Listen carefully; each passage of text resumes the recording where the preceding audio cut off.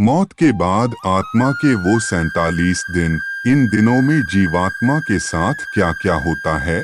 मृत्यु जीवन का अटल सत्य है, यानी जिसका जन्म हुआ है उसकी मृत्यु निश्चित है। पृथ्वी पर आए हर एक जीव को इस लोक को छोड़कर जाना पड़ता है। भगवान कृष्ण ने भी गीता उपदेश में आत्मा को लेकर कहा है कि शरीर नश्वर होता है और आत्मा अमर होती है। यानी मृत्यु के बाद शरीर भले ही नष्ट हो जाता है, लेकिन आत्मा जीवित रहती है। अब प्रश्न यह है कि यदि आत्मा जीवित रहती है तो मृत्यु के बाद आत्मा का क्या होता है? इसका जवाब आपको हिंदू धर्म के महत्व। नमस्कार मित्रों, हमारे चैनल में आए हैं तो वीडियो देखकर ही जाना है।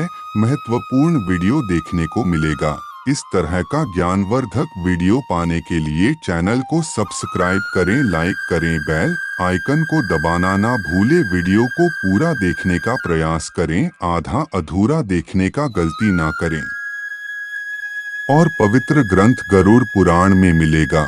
गरुड़ पुराण में भगवान विष्णु के वाहन पक्षीराज गरुड़ पूछते हैं, नारायण, मृत्यु के बाद आत्मा का क्या होता है और आत्मा कितने दिनों के बाद यमलोक पहुंचती है?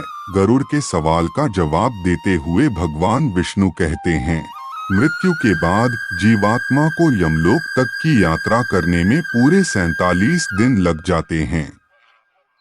इन 47 दिनों के दौरान उसे कई तरह की यातनाओं का भी सामना करना पड़ता है।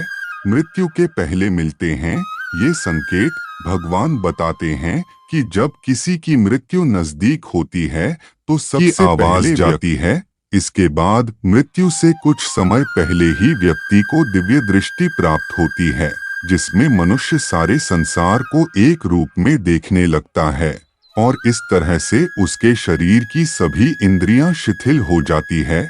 जब व्यक्ति की मृत्यु हो जाती है तो यमलोक से 2 दूत आते हैं और दूतों को देख आत्मा शरीर का त्याग कर बाहर निकल जाती है।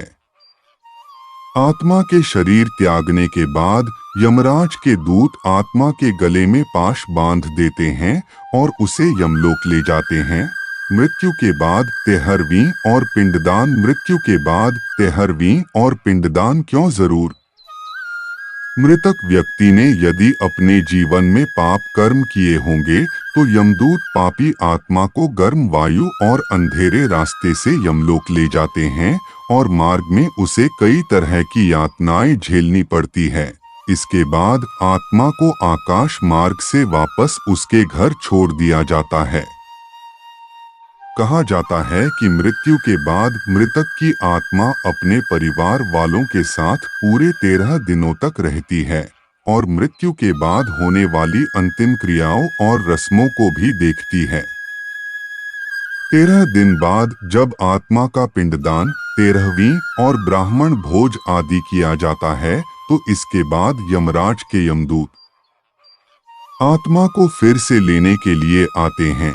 इसलिए हिंदू धर्म में किसी की मृत्यु के बाद 13वीं और 10 दिनों तक पिंडदान करना जरूरी माना गया है, क्योंकि इससे आत्मा को यमलोक तक की यात्रा करने के लिए शक्ति मिलती है।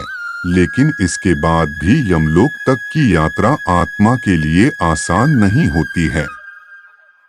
मृत्यु के बाद के वो 47 दिन, जब 13 दिनों के बाद यमदूत आत्मा को यमलोक ले जाने के लिए आते हैं तो आत्मा को सबसे पहले वैतरणी नदी पार करनी पड़ती है। इस नदी को गंगा नदी का ही रौद्र रूप माना जाता है।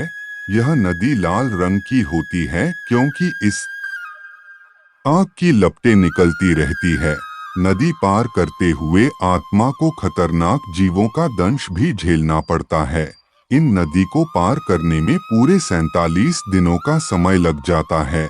लेकिन यदि व्यक्ति ने अपने जीवन काल में अच्छे कर्म किए हों या गौदान किया हो तो उसे ये यातनाएं नहीं झेलनी पड़ती, क्योंकि उसी गाय की पूंछ पकड़कर आत्मा वैतरणी नदी को पार करती है।